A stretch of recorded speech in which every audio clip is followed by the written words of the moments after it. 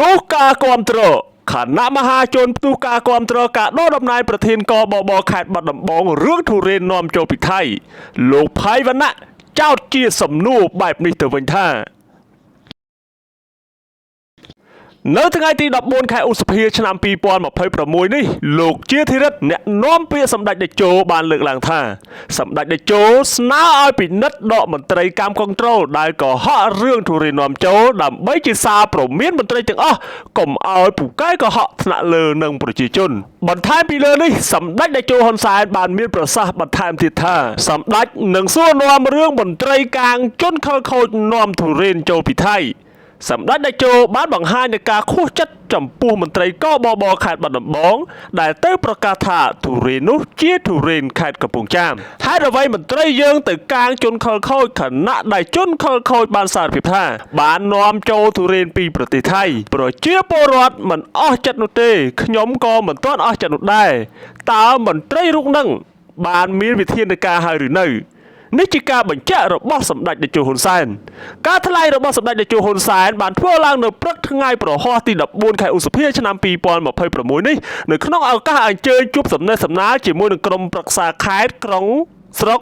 ឃុំសង្កាត់និងថ្នាក់ដឹកនាំមន្ទីរអង្គភាពនានាជុំវិញខេត្តស្វាយរៀងសម្ដេចតេជោហ៊ុនសែនបានបញ្ជាក់ទៀតថាបញ្ហានេះមិនមែនជារឿងពហិការនោះទេតែពាក់ព័ន្ធនឹងសុខភាពរបស់ប្រជាពលរដ្ឋសម្រាប់មន្ត្រីបែបនេះសម្ដេចតេជោហ៊ុនសែនបានបញ្ជាក់ថាមិនគួរចាត់វិធានការត្រឹមអនុវត្តវិន័យរបស់មន្ត្រីនោះទេគួរចាត់វិធានការផ្លូវច្បាប់ដើម្បីព្រមានមន្ត្រីជនខិលខូចដែលមិនគួរកើតមានស្រាប់តែមានការដកតំណែងភ្លាមក្រោយប្រសាសន៍របស់សម្ដេចតេជោនេះបើយោងតាមលិខិតបង្គាប់ការរបស់អគ្គនាយកដ្ឋានការពារអ្នកប្រើប្រាស់កិច្ចការប្រកួតប្រជែងនិងបង្ក្រាបការក្លែងបន្លំហៅកាត់ថាកបបរបស់ក្រសួងពាណិជ្ជកម្មចុះនៅថ្ងៃទី6ខែឧសភាឆ្នាំ2026ដែលទើបតែធ្វើការបង្ហោះផ្សាយនៅក្នុងផេករបស់ក្រសួងពាណិជ្ជកម្មនៅថ្ងៃនេះដែលត្រូវជាថ្ងៃទី14ខែឧសភាឆ្នាំ2026តែទោះបីជាយ៉ាងណាក៏ដោយមហាជននៅក្នុងបណ្ដាញសង្គម Facebookទុះការគាំទ្រជាខ្លាំងនៅចំណាត់ការដកតំណែងប្រធានកបបខេត្តបាត់ដំបងនេះដោយមិននៅស្ងៀមនោះទេលោកផៃវណ្ណៈក៏បានចោទជាសំណួរដែលពាក់ព័ន្ធនឹងករណីខាងលើនេះបែបនេះថា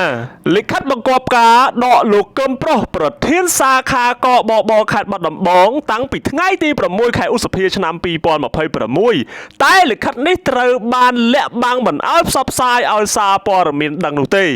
រហូតទាល់តែសម្ដេចតេជោសួរនាំទើបយល់ព្រមបញ្ចេញលិខិតបង្គាប់ការនេះលោកផៃវណ្ណៈបានបន្តទៀតថាតាមពិតទៅលិខិតបង្គាប់ការដកប្រធានសាខាកបបខេត្តបាត់ដំបងប្រៀបបានជាទឹកអម្រឹតដ៏ត្រជាក់អាចចាក់ស្រោចលើកម្ដៅបេះដូងមហាជនឲ្យត្រជាក់វិញបានបើបញ្ចេញលិខិតនេះជាសាធារណៈការលាក់បាំងអំពីចំណាត់ការបានធ្វើឲ្យមហាជនសង្ស័យថាចាត់ការស្ងាត់ត្រឡប់មកវិញលោកផៃវណ្ណៈបានបន្តទៀតថានេះជាមេរៀនថ្មីមួយទៀតសម្រាប់ឯកឧត្តមលោកជំទាវជាប្រធានអង្គភាពឬប្រធានស្ថាប័នថាតើលាក់បាំងចំណាត់ការចំពោះមន្ត្រីអសកម្មចំណេញឬខាតក្នុងជួរសាធារណមតិ